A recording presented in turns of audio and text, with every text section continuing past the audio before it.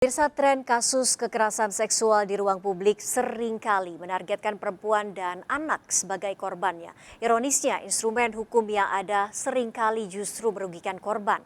Lantas siapa yang bertanggung jawab menciptakan ruang publik yang aman bagi masyarakat? Berikut liputan Tim Delik RCTI.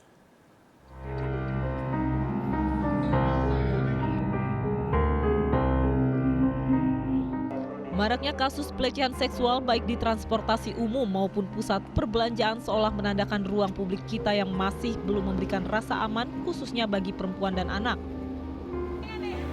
Sejumlah kasus pelecehan seksual yang marak terjadi belakangan ini semakin mengindikasikan bagaimana perempuan dan anak-anak sangat rentan terhadap aksi kekerasan seksual. Yang pertama, pastinya karena konstruksi sosial dalam masyarakat kita yang masih bias gender, kemudian menempatkan perempuan dan anak ibaratnya di kelas nomor 2, sehingga kerentanan tadi menimbulkan atau kemudian menyebabkan faktor risiko tadi perempuan dan anak bisa menjadi korban kekerasan seksual. Maraknya kasus pelecehan seksual yang banyak menimpa perempuan dan anak juga dipicu oleh sikap abai berbagai institusi berwenang yang seringkali tidak memprioritaskan kasus-kasus pelecehan di ruang publik. Tak heran jika banyak kasus pelecehan seksual yang justru berakhir damai. Belum lagi munculnya stigma-stigma yang justru semakin menyudutkan korban.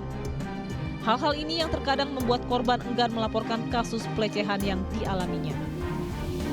Kita melihat bahwa hambatan yang dialami oleh perempuan dan anak ketika melaporkan kasus kekerasan seksual yang dialami itu masih sangat besar. Mungkin hal ini juga yang memberikan pengaruh pada mereka untuk tidak melanjutkan kasusnya. Itu karena prosesnya panjang dan kadang-kadang dipersulit, kadang-kadang mereka mendapatkan stigma tambahan. Kasus kekerasan seksual selalu berujung damai seolah menjadi ironi, mengingat rasa trauma dan masa depan korban ikut dipertaruhkan. Karena itu kepastian hukum dan keadilan menjadi hal yang mutlak dalam kasus kekerasan seksual.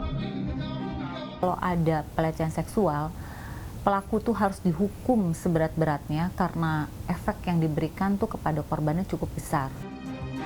Kekerasan seksual adalah tindakan kejahatan berat terhadap kemanusiaan. Tidak ada ukuran ringan ataupun berat yang layak untuk dikenakan pada setiap aksi bejat pelaku. Karena itu, hukum harus tegak membela rasa takut dan trauma korban kekerasan seksual. Di sisi lain, seluruh pihak ikut bertanggung jawab menciptakan ruang publik yang aman agar kasus kekerasan seksual tidak lagi memiliki tempat untuk tumbuh.